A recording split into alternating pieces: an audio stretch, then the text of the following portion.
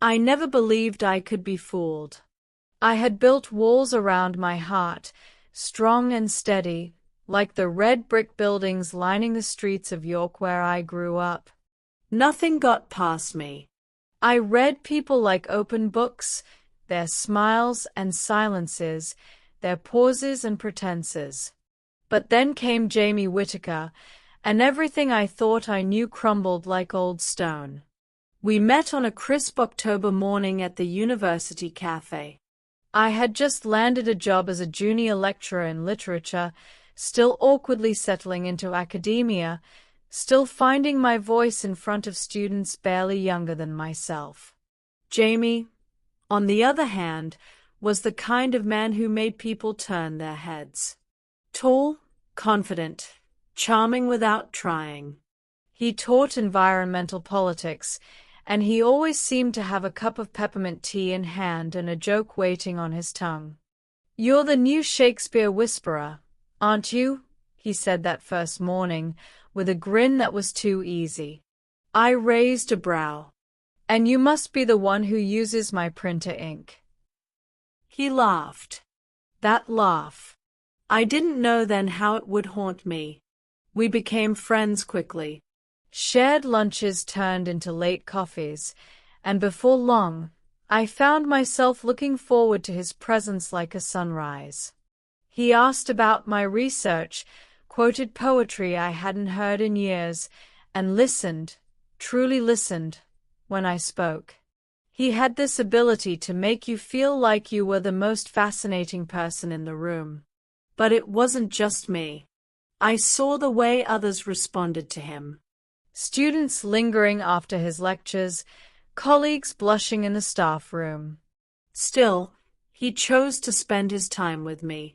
That had to mean something, didn't it? One evening, after a campus mixer, he walked me home. It was chilly, and I wore the scarf my mum had knitted the year she got sick. He noticed. "That color suits you," he said, adjusting it gently. "You look like autumn. Warm and calm." I wanted to believe he meant it. So I did. Our friendship blurred. We started spending weekends together, visiting second-hand bookshops, cooking, talking until dawn about everything and nothing. But nothing physical ever happened. Just glances. Lingering touches. Unspoken promises. Then came that night. It was nearly Christmas, and snow had begun to fall in soft flurries outside. We had shared too much wine, and the lights in my flat were dimmed to golden amber. He was sitting beside me on the sofa, reading a passage from Hardy, and I watched his lips move. Without thinking, I reached out, tracing a fingertip along his jaw. He stilled, looked at me. Then, he kissed me. It wasn't gentle. It was urgent, electric, as if we'd both been holding back for far too long. I thought this was it, the beginning of the story we'd been writing in the margins. I let him into my bed, into my heart. And by morning, he was gone. No note. No message. Nothing. At first, I thought it was some misunderstanding. I texted, called. No response. Days passed, then a week. I saw him on campus once, and he turned the corner before I could approach. When I finally confronted him in the staff room, he looked at me like we were mere acquaintances. "It was a mistake," he said. "We had a bit too much to drink. No harm done."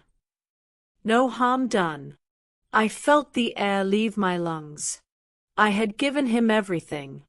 My trust, my vulnerability, the part of me I never let anyone near. And he dismissed it with a shrug and a casual smile. I walked out without another word. Rumors started.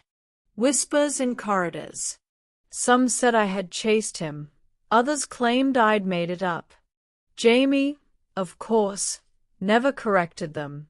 He carried on as if nothing happened. Still charming. Still adored. I buried myself in work. My lectures became mechanical, my energy faded. But I refused to fall apart. Not for him. Not again. One morning, after a lecture, a student lingered behind. Her name was Claire, bright-eyed and serious, one of the sharpest in my seminar. "Can I ask you something?" she said, fiddling with her notebook. "Of course." "Has Professor Whitaker ever made you feel like you were special?" I froze. She continued. "He's been messaging me. Late. Personal things. He says I'm mature for my age. That he sees something in me." I sat down. My hands trembled. "Claire," I said, slowly, "you're not the first." She looked at me, wide-eyed. And in that moment, I saw myself reflected in her. All the hope, all the confusion. I told her everything. Not out of bitterness, but because someone had to. She reported him. And for once, the university listened. Jamie was suspended pending investigation. His charm couldn't save him this time. Afterwards, Claire slipped a note under my office door. "Thank you for believing me. Thank you for surviving him." It was that line that stuck with me. Surviving him. Because that's what I had done. I had been played, yes, but I had not been broken. I had taken my hurt and turned it into truth. Into something that could protect someone else. Months later, I sat in the same cafe where Jamie and I first met. This time, I was alone. Reading. Breathing. Free. A man approached. Not flashy. Just kind eyes and a nervous smile. "Mind if I sit here? Everywhere else is full." I nodded. He opened a book of poetry. We didn't speak at first. Just shared the quiet. And for the first time in a long time, I felt peace. If this story spoke to you, remember to like, share, and subscribe to our channel for more powerful stories of love, betrayal, and healing.